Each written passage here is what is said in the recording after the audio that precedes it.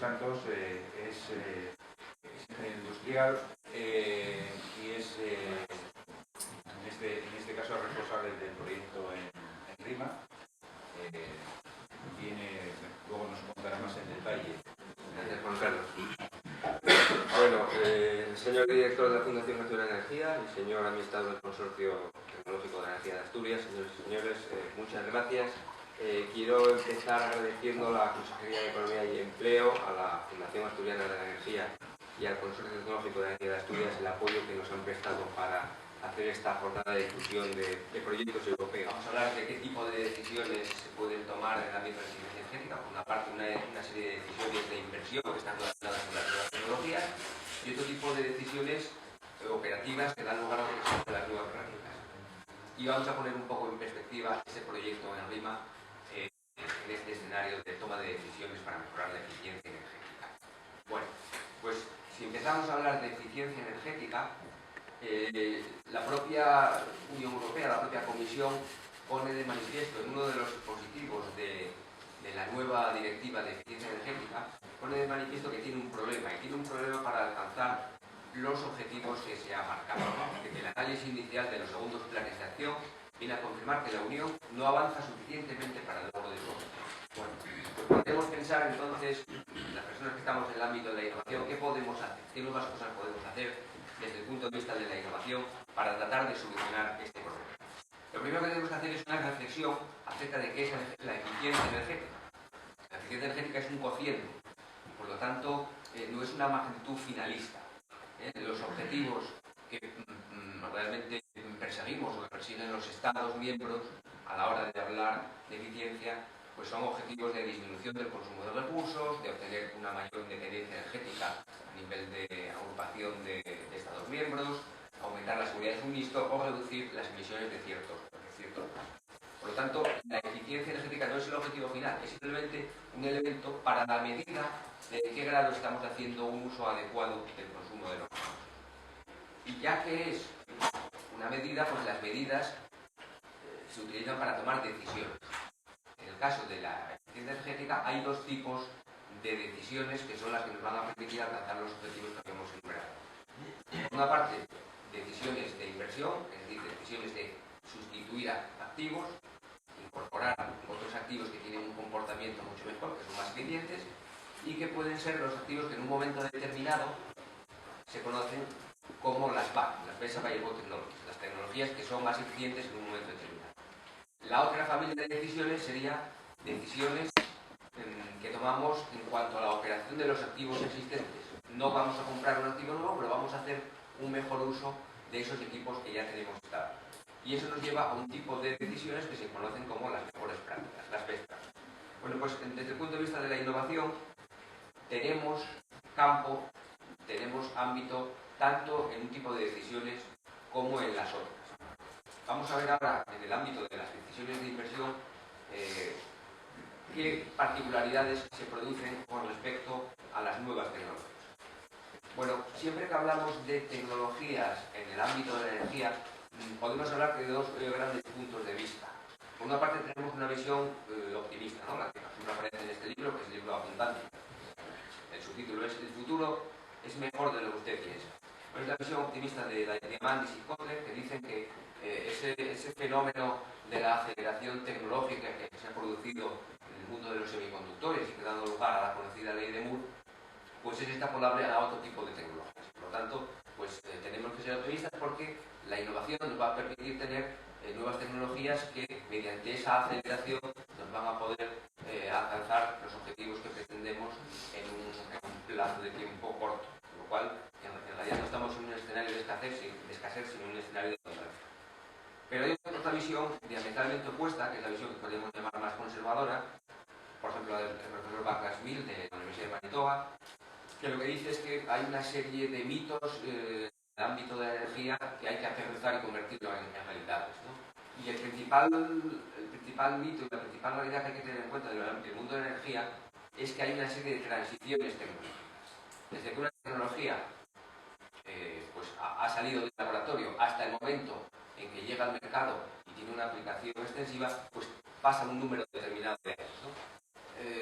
Smith, en uno de sus libros, pues, pone el ejemplo del transporte de gas natural licuado. Dice que, bueno, que curiosamente de las distintas tecnologías que dieron lugar a ese negocio, siempre había un periodo de unos 43, 45 años desde que la tecnología salía del laboratorio y estaba disponible hasta que realmente esa tecnología se introducía en el mercado.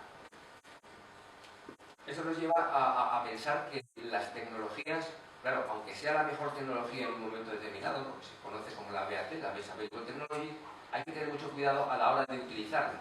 Porque si nosotros, por ejemplo, en este caso que presento aquí, tenemos una mejor tecnología, en el año 1 hacemos una inversión y esa inversión tiene una vida útil de 20 años, si en el año 11 aparece otra tecnología que es mejor, sustituir ese activo a la mitad del periodo de vida útil por ese otro que en el año 11 es el mejor, pues supone que nos hemos cargado la mitad de nuestro análisis de rentabilidad. Es decir, el análisis de rentabilidad que habíamos hecho en el año 0 lo habíamos planteado considerando una vida útil final de ese tipo.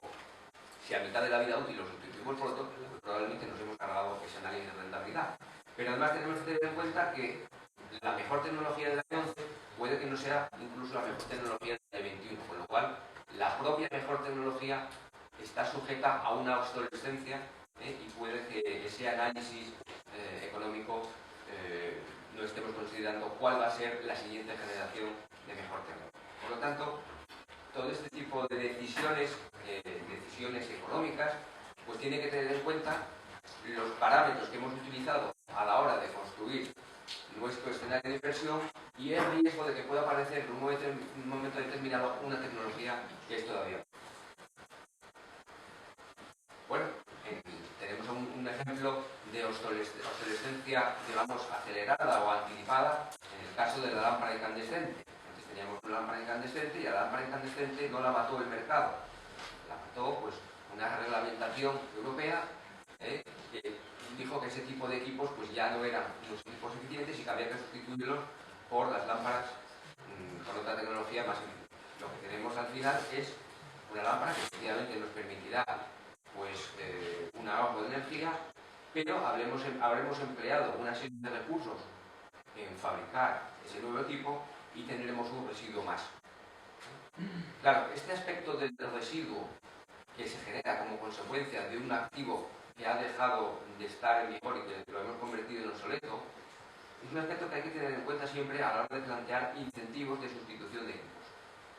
Y pongo aquí un caso, que es el caso de los beer fridges, los refrigeradores de cerveza. Hace 2 años, cuando hubo la otra jornada de proyectos de eficiencia que comentaba antes, también se presentó un proyecto europeo que se llamaba el proyecto Remodece, que hacía, entre otras cosas, un análisis de estadística de equipos de electrodomésticos en Europa. Bueno, esto, digamos que tiene su origen en un caso que se había producido en Canadá, donde hubo un plan de incentivo para la incorporación de frigoríficos más eficientes, pero que desgraciadamente no fue acompañado de un plan de sustitución de esos frigoríficos viejos, con lo cual al final los consumidores tenían el frigorífico nuevo, muy eficiente, pero el frigorífico viejo, pues como no había un plan de reciclaje, lo conservaban y lo guardaban y lo empleaban para conservar cervezas, ¿no? Bueno, ese resultado tan curioso y tan pintoresco es incluso alarmante si vemos la estadística de hogares en Europa que tienen 2 frigoríficos. Incluso en Bélgica, un 70% de los hogares tienen 2 frigoríficos, ¿no? Incluso en Noruega, 60, Alemania, 37. ¿No? Por lo tanto, siempre que pensemos y que hablemos de planes de incentivo para incorporar un equipo que sea eficiente, hay que tener en cuenta qué vamos a hacer con el residuo y con el equipo viejo. Bueno, otro de los aspectos que son controvertidos a la hora de hablar de inversiones en nuevas tecnologías de cara a la eficiencia energética, ya lo puse de manifiesto en la Comisión Europea en el SET Plan, en el Plan Estratégico Europeo para Tecnología en el ámbito de la energía. Entre otras cosas, yo me voy a quedar con la última frase, y es que en el sector energético hay una serie de deficiencias intrínsecas en el ámbito de la innovación.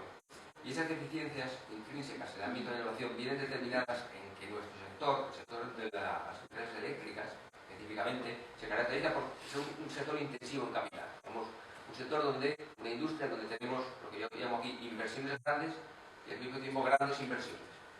Las grandes instalaciones de generación y al mismo tiempo instalaciones muy extensas de miles de kilómetros de redes que llegan hasta todos los consumidores.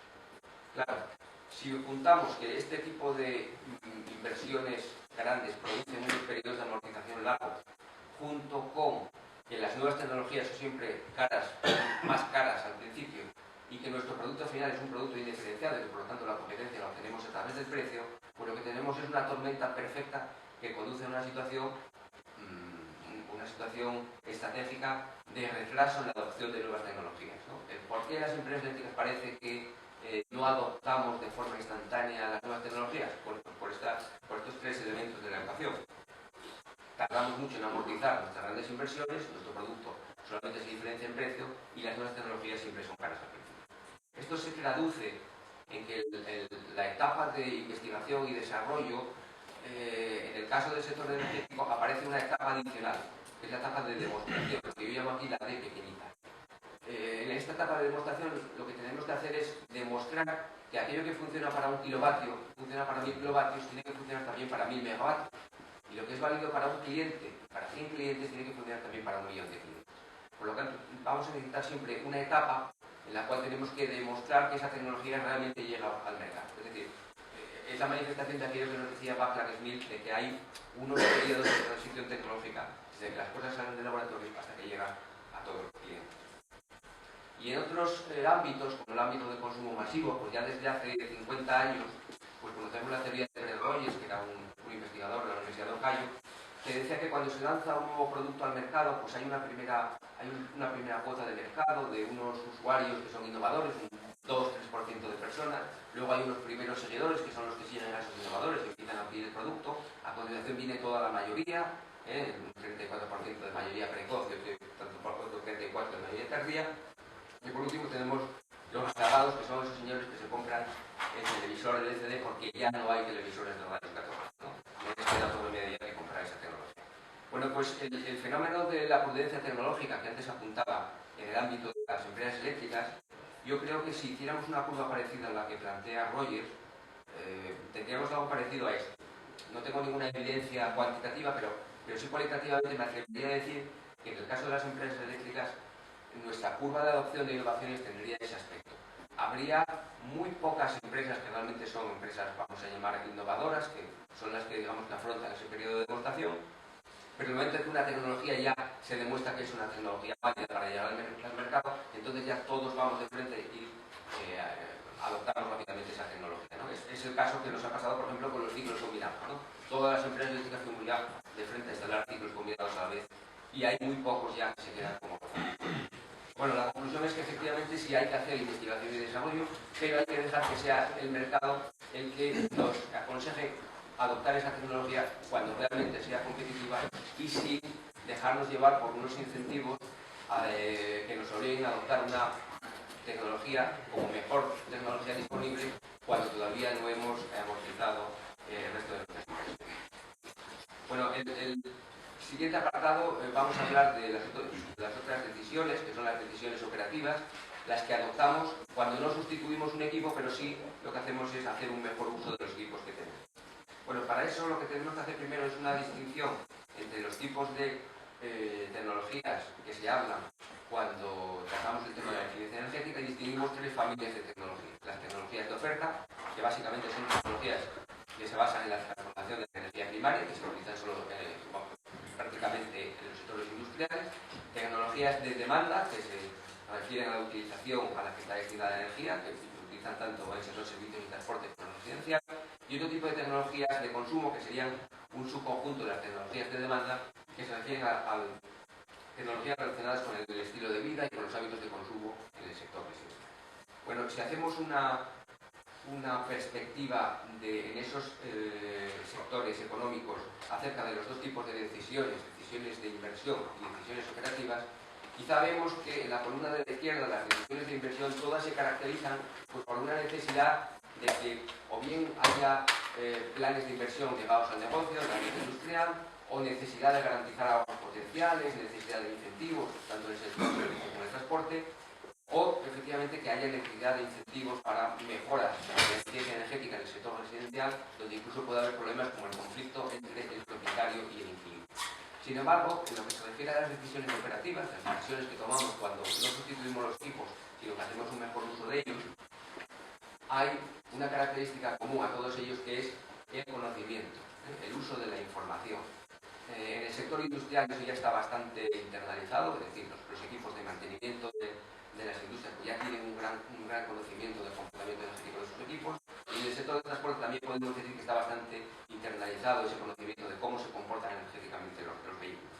Pero es en el sector servicios donde pues los trabajos y las labores de mantenimiento están fuertemente externalizadas, donde hay una oportunidad para explotar ese conocimiento que está externalizado, y también en el sector residencial donde no hay por parte del usuario la suficiente información y conocimiento. Bueno, como decía, en el sector industrial ese conocimiento del comportamiento energético de los equipos pues ya está externalizado, y bueno, pues ya sabemos medir el comportamiento de nuestros equipos y sabemos anticipar cuando los consumos específicos se están disparando y es necesario, aprovechando una parada de mantenimiento, pues hacer una limpieza o una sustitución de pequeños elementos para mejorar el comportamiento del equipo, como puede ser en esta gráfica de unos motores de una planta de cogeneración. Sin embargo, el sector residencial sí ofrece mayores oportunidades, y a veces son oportunidades tan sencillas como la de un elemento tan humilde como el termostato, que es un elemento pues prácticamente imbatible en cuanto a coste y a beneficio de las ventajas que nos ofrece, ¿no? Simplemente incorporando un termostato en un termo de agua caliente, pues le damos al usuario la posibilidad de saber en cada momento cuál es la temperatura, y eso le va a permitir hacer un mejor uso de ese equipo. Incluso a lo mejor le permite que en lugar de poner un termo de 75 litros con uno de 50, pero disponiendo de la información adecuada, pues le puede servir. Bueno, si nos parece que el termostato es un equipo poco sofisticado, pues ahora ya hay en el mercado termostatos que ya son termostatos PUR, ¿no? Como por ejemplo este equipo Nest, que ha sido desarrollado por uno de los diseñadores de Apple, que bueno, dejó Apple cuando murió Steve Jobs y ahora se dedica a fabricar unos termostatos pues, que son inteligentes y que son capaces de hablar con los termostatos de la casa, que le mandan mensajes al iPhone, que lo puede ver su comportamiento a través del ordenador, y que permiten a que el usuario pues, sea más sensible acerca del comportamiento energético de su vivienda. Y claro, además de ese tipo de información local e instantánea que da el termostato, pues ya tenemos otras posibilidades, porque nosotros, las empresas distribuidoras, estamos instalando un nuevo tipo de contadores, que son contadores que permiten obtener la lectura del consumo horario, y el aprovechamiento de toda esa información, pues yo creo que nos lleva a una nueva etapa, a una nueva era de la gestión de la información energética. Incluso yo me atrevería a hablar ahora ya de un nuevo concepto, que es el de la inteligencia energética, ¿no? que sería el empleo de una cantidad abrumadora de información, una cantidad de datos enormes, que nos van a permitir pues, adoptar mejores decisiones de consumo energético. Aquí, en el corto plazo, tenemos un desafío, y es el de establecer claramente cuál es la cadena de valor y de captura de valor que se produce, porque las empresas distribuidoras están multiplicando los equipos, pero su información probablemente vaya a ser otros agentes económicos quienes vayan a poder explotarla y ponerla a disposición de ellos. Bueno, pues entonces ya, como solamente me quedan 3 minutos, y ya que hemos puesto un poco en perspectiva este tipo de decisiones operativas, vamos a hablar del proyecto RIMA, una presentación del proyecto RIMA y por qué viene al hilo de todo esto que he contado. El proyecto RIMA es un proyecto europeo del 7º programa marco, donde participamos nosotros, la Dirección de Energía, pero participan también otra serie de universidades y institutos y centros de investigación, que lo que pretende es desarrollar un sistema de apoyo a la decisión para los gestores de edificios que tienen varias fuentes de energía. Y es un sistema de apoyo a la decisión que tiene precisamente dos módulos. Un módulo de decisiones operativas, de decisiones de inversión, decisiones estratégicas, esas decisiones que veíamos antes de que le van a permitir al propietario del edificio qué nuevos equipos, qué nuevos activos tengo que incorporar, y por otra parte decisiones operativas. Con los equipos que tengo, qué decisiones tengo que adoptar en el día a día. Claro, este tipo de decisiones, de optimización de decisiones, se basan en una serie de algoritmos matemáticos de optimización, tanto de optimización de las decisiones en el día a día, como de optimización de las decisiones de planificación y de inversión. Y yo creo que hay un aspecto innovador en este proyecto, y es el uso de los diagramas de Sankey. Los diagramas de Sankey son diagramas que ya conocemos cuando nos hablan de la contabilidad energética. No solamente 15 o 20 diapositivas, voy a parar un poquito de lo que sea un poco más importante. El proyecto, es un poquito el proyecto, lo que es el proyecto, ese sistema de ayuda a la decisión y después la descripción del modelo. ¿Vale? Y el objetivo general del proyecto en RIMA es desarrollar un sistema de ayuda a la decisión para operadores o decisores de edificios de uso público. ¿Vale? Con un concepto global. Entonces, el sistema de ayuda a la decisión contiene una serie de módulos que están integrados entre sí con un engine central que contiene todas las informaciones de la base de datos, que recoge información de los BEMS, de los sistemas de gestión energética, hace previsiones de datos externos para estimar estas demandas y sobre todo la incertidumbre, que es la parte más importante del proyecto, la parte más innovadora. Y luego pues hay un interfaz de usuario, creo que el usuario realmente al final va a ver y donde va a introducir los datos y va a recibir los resultados. Y la parte de la optimización, que es realmente la que nosotros en la Universidad de Pomar, el Departamento de Planificación Operativa, es donde más hemos contribuido en el proyecto. ¿Vale? Ya sé un poco cómo va a interactuar el usuario, el gestor del edificio, con toda esta información de entrada y luego de salida, cómo se le van a representar los datos. Entonces, como resumen, ya por terminar, el sistema de la decisión tiene varios módulos integrados que funcionan de forma independiente, pero perfectamente integrados entre sí. Se toman decisiones estratégicas y operacionales, de inversión y de gasto. Y la optimización estocástica, que es un concepto un poco extraño, pero bueno, el tener en cuenta la incertidumbre para manejar el riesgo es un poco difícil. Porque el proyecto, además ya nos lo ha parado así al revisar las publicaciones que poseemos. Vale, entonces, nada más y perdón por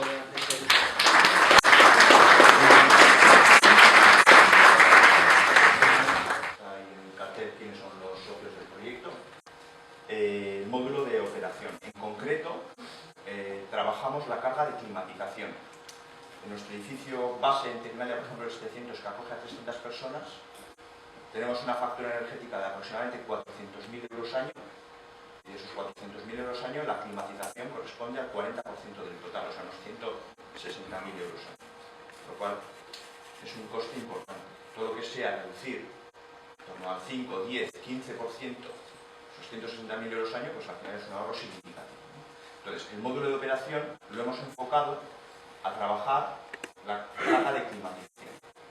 Entonces, dentro del anexo técnico o el contrato que tenemos con la Comisión Europea, que al fin y al cabo es quien financia en una cuantía mayor que el 50% todo el coste del proyecto en RIMA, tenemos el compromiso de hacer unas pruebas de validación en el edificio Laboratorio Cubic. Entonces, este es el edificio Laboratorio Cubic, que está anexo a nuestras instalaciones, el edificio 700. Es un edificio concebido para hacer pruebas de eficiencia energética. Entonces, está hipermonitorizado, tiene más de 400 sensores de diferentes ámbitos, temperatura exterior, humedad relativa, luminancia, luces, radiación solar, un montón de sensores que van todos contra una base de datos central donde se almacenan los registros de medida. Es un edificio que consta de 3 plantas y un sótano. En el sótano están todas las infraestructuras energéticas. Sótanos de 150 metros cuadrados y cada una de las plantas es de 100 metros cuadrados. Se han hecho multitud de ensayos. Es una plataforma de laboratorio para ensayos para agentes del sector de armas, presumiblemente con una buena eficiencia energética, y tratar de ver cuál es el coeficiente de transmisión térmica, el nuevo coeficiente de transmisión térmica de esa fachada, por ejemplo. Y vamos a ver también la flexibilidad que tiene para las pruebas del proyecto. Aquí vemos un poco 2 transparencias de cuál es el aporte primario de energía en lo que corresponde a la climatización. Son 2 enfriadoras, cada una de 35 kilovatios térmicos. Es un circuito de aporta frío a un circuito de agua. Y luego el circuito de calor, que consta de un cogenerador que está tarado a 5 kilovatios, genera 5 kilovatios eléctricos y 12 kilovatios térmicos, contra un depósito de inercia de 700 litros y tiene un apoyo de la caldera de 20 kilovatios térmicos en caso de que el conjunto cogenerador de positroneancia no llegue a las puntas de consumo. Entonces, este circuito de agua enfriado o calentado mediante estos sistemas luego trata el aire que impulsa las climatizadoras. La climatizadora trata el aire a partir del calor generado en el circuito de calor o a partir del frío generado en el circuito de frío. Bien, nosotros en concreto, en el módulo de operación, tratamos varios niveles de ecuaciones. Uno es la termodinámica del edificio. Entonces, vamos a coger en una de las plantas de 100 metros cuadrados, la vamos a particionar en diferentes celdas y una de las celdas la vamos a tener perfectamente controlada. Sus accesos, la luz o no luz, las persianas, muy monitorizado, la estanqueidad, absolutamente todo. Y vamos a tratar de modelar, mediante medida real, el comportamiento de la temperatura de zona en el instante t a partir de Ft, es un parámetro que da lugar a la medición del impulso de aire, la velocidad del impulso de aire de la climatizadora. Rho es la densidad del aire, Ca es el calor específico del aire, SATEM es la temperatura de impulsión de aire en esa climatizadora en el instante t, que depende de la temperatura de zona en el instante t o de la temperatura de zona en el instante t-1, coeficiente de transmisión térmica de las paredes de ese volumen que estamos ensayando, la temperatura exterior en el instante t-1, la temperatura de zona en el instante t-1 multiplicado por un factor que depende del volumen de la zona ensayada, la irradiación solar, junto con cuál es el porcentaje de ventana respecto de pared, y las cargas internas en el instante t-1. Entonces, esto es una ecuación que viene de unas publicaciones realizadas con un centro tecnológico australiano y nos fundamentamos en ella para tratar de modelar analíticamente el comportamiento termodinámico del aire. Es verdad que aquí, lo vamos a ver, hay un término de offset o de error validado contra las medidas en el futuro. También vamos a tratar de ver la demanda energética en la climatizadora, en las baterías de calor y en las baterías de frío de la climatizadora. Las baterías de calor y frío, como ya he dicho, alimentadas o suministradas por el circuito de calor, el circuito de frío, calderas por generación y enfriadoras. Entonces, la demanda de frío en verano o la demanda de calor en invierno depende de esta velocidad de impulsión de aire, de la densidad del aire, del calor específico del aire, en la muestra temporal que estamos entre intervalo e intervalo ensayando, el porcentaje de renovación de aire con una temperatura del exterior en instante t-1, 1 menos el porcentaje de recirculación de aire en la climatizadora del interior por la temperatura de zona en instante t-1 menos el impulso de temperatura en la climatizadora. Al final, esto es el balance energético. Es cuánto entra en la climatizadora los resultados de un ahorro energético del 10% sobre la factura de climatización en el edificio. Es decir, sobre un edificio de 400.000, factura energética, el 40%, climatización 160.000, el 10% supondría 16.000 euros de ahorro anuales. Simplemente por un tema de gestión de TICs, ¿sí? Grandes inversiones de infraestructura. Bueno, esto es un poco lo que quería comentarles. Muchas gracias.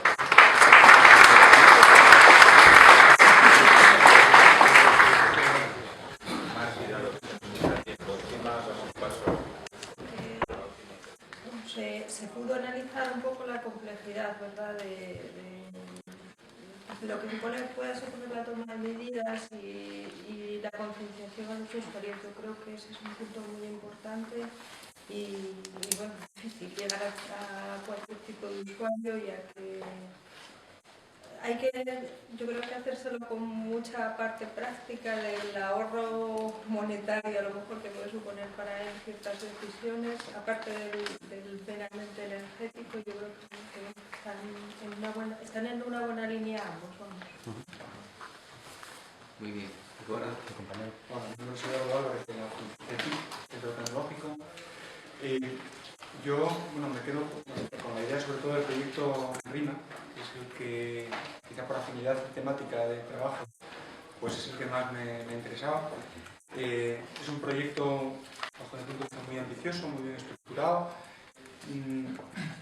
que ataca dos puntos que tienen pues una sensibilidad importante a la hora de optimizar la generación y consumo de energía. Por un lado, la inversión en generación distribuida, y por otro lado, el coste operacional. O sea, el coste operacional, bajo mi punto de vista, quizás es lo que veo más transferible al mercado a día de hoy. El valorar las inversiones, la rentabilidad de las inversiones, etcétera, bueno, pues lo veo un ejercicio también muy interesante. Quizá lo veo también como en el propio, o sea, con un espíritu más de largo plazo.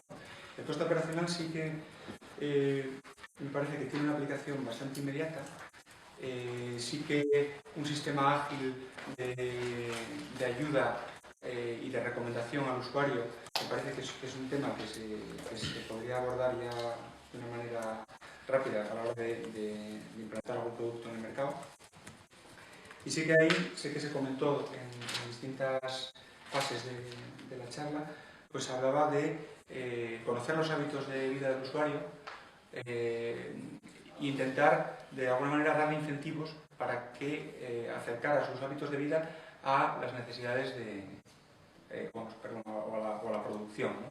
Y en ese aspecto también se habló otro tema que a mí me parece importantísimo dentro del proyecto, de lo que es las previsiones climatológicas, ¿no? Y creo que ahí hay también un vacío que ahora mismo ya cada vez se empiezan a tener más datos, más servicios que se proporcionan para poder, en base a esos servicios, saber cuál va a ser la generación de energía en local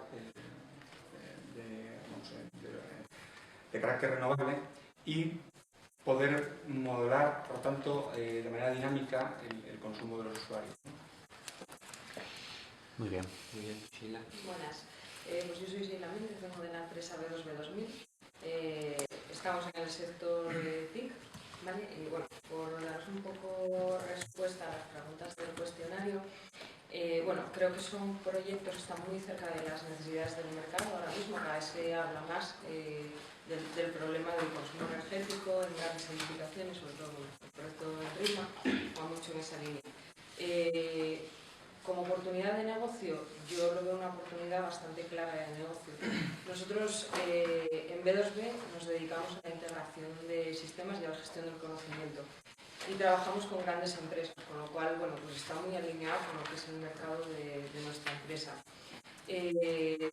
Tenemos grandes proyectos de gestión de infraestructuras que tenemos implantados ya desde hace unos años en varios aeropuertos nacionales y otras grandes infraestructuras, y donde creo que encajaría perfectamente una solución de estas características.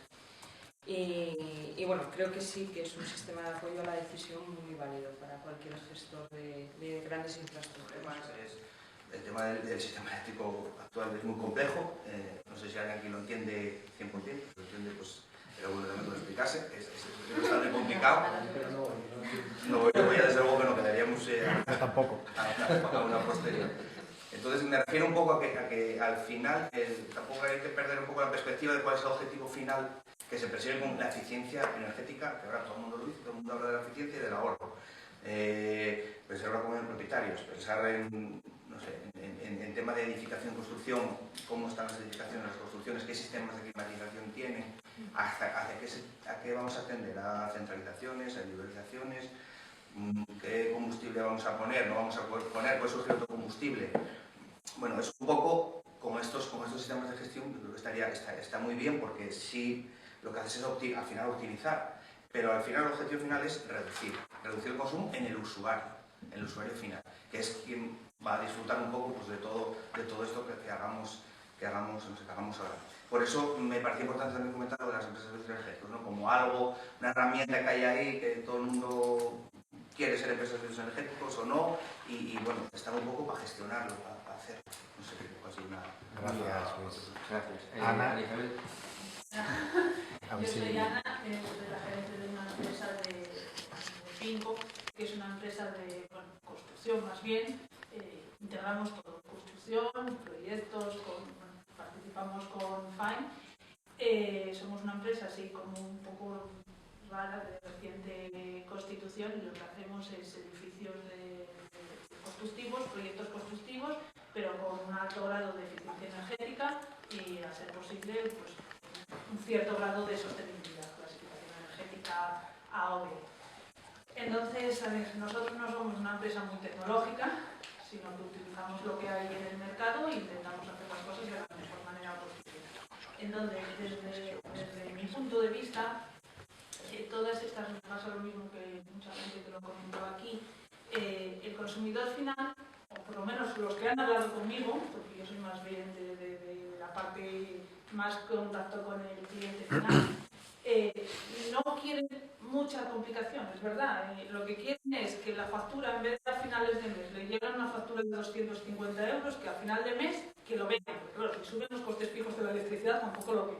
Porque hay mucha gente que se ha metido con las ESES y al final, como va subiendo las tarifas, sí, ahorran con respecto a la situación, pero no notan que al final les cuesta lo mismo la energía que antes. Entonces no aprecian ese ahorro. Si además ahora les decimos que no les vamos a hacer un ahorro energético, sino que, por ejemplo, solo le vamos a dar puntos que van a cambiar eso por algo que no sabemos lo que sea. Bueno, no sé si son viajes al Caribe, igual se lo piensan, pero entonces ellos no son conscientes y encima le vas a decir no, y tienes que pensar que la lavadora la tienes que poner por la noche, que además acuérdate de que a tus hijos los tienes que duchar a partir de las 9 de la tarde, que es más, o mejor lo haces a las 5 y luego ya llegas a casa antes.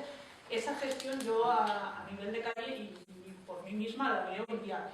Ahora, lo que sí que es indispensable, desde mi punto de vista siempre, lo que sí considero es tener datos reales, porque si no tenemos datos reales de cuáles son los consumos de cada individuo, qué necesidades tiene y qué sería capaz de renunciar cada uno por conseguir un mayor ahorro de eficiencia energética, si no tenemos esos datos básicos, no podemos mejorar. Algo que no tenemos datos, pues no sé. ¿Cómo consigo yo, por ejemplo, que mi edificio es más eficiente que otro? Pues si yo no tengo los datos de lo que consume un edificio real, no puedo mejorar nunca ese edificio real. Podré a lo mejor incidir una parte de ella. Y así el consumidor final, si yo no tengo unos datos de lo que necesita el cliente final, si no depende, mismamente los niveles culturales también pueden afectar, sí, que son datos difíciles.